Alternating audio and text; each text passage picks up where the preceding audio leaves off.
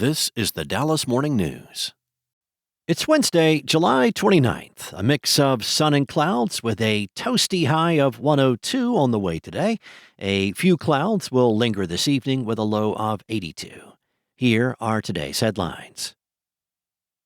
On Tuesday, officials announced indictments against 6 men and 2 women in connection with an ongoing investigation at an adult novelty store in northwest Dallas.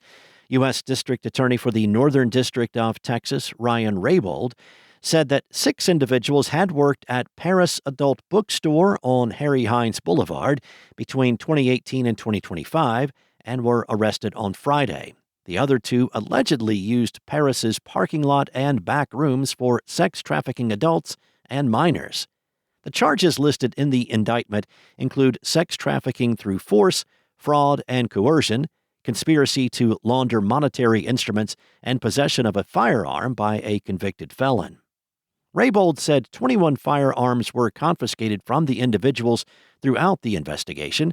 Travis Pickard, special agent in charge of Dallas's Homeland Security Investigations Office, said that for more than 2 decades, the Paris Adult Bookstore allegedly operated under the guise of a legitimate business while functioning as an illicit brothel.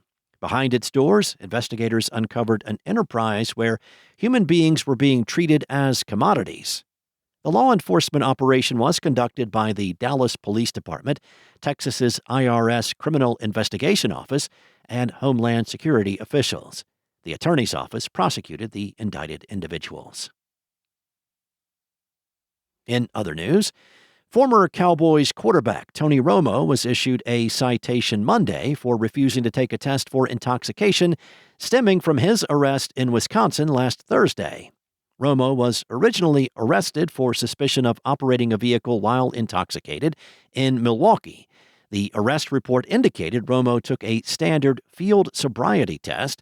The arresting officer wrote that Romo performed poorly. Romo was booked into Milwaukee County Jail and released.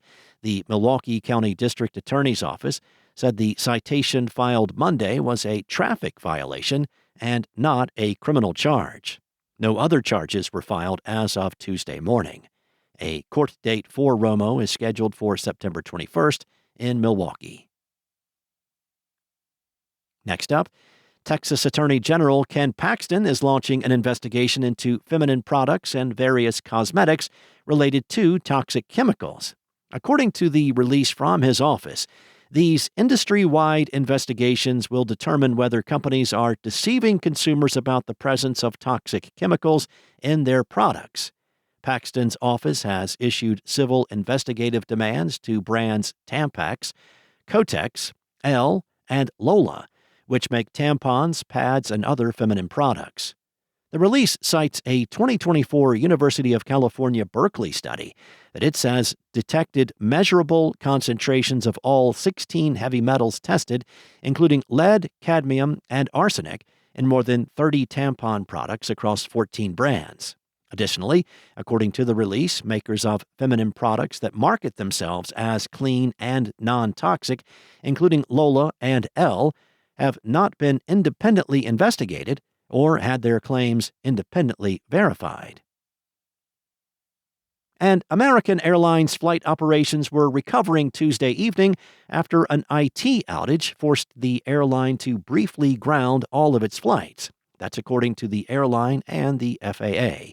According to an advisory from the FAA's Air Traffic Control System Command Center, the outage affected all airports. American, which operates hundreds of flights per day out of its central hub at DFW International Airport, said the issue was resolved shortly before 6:30 p.m. Thanks for listening. For more on today's stories and the latest breaking news, visit dallasnews.com. Enjoy your day, and I'll be back tomorrow with more from the Dallas Morning News.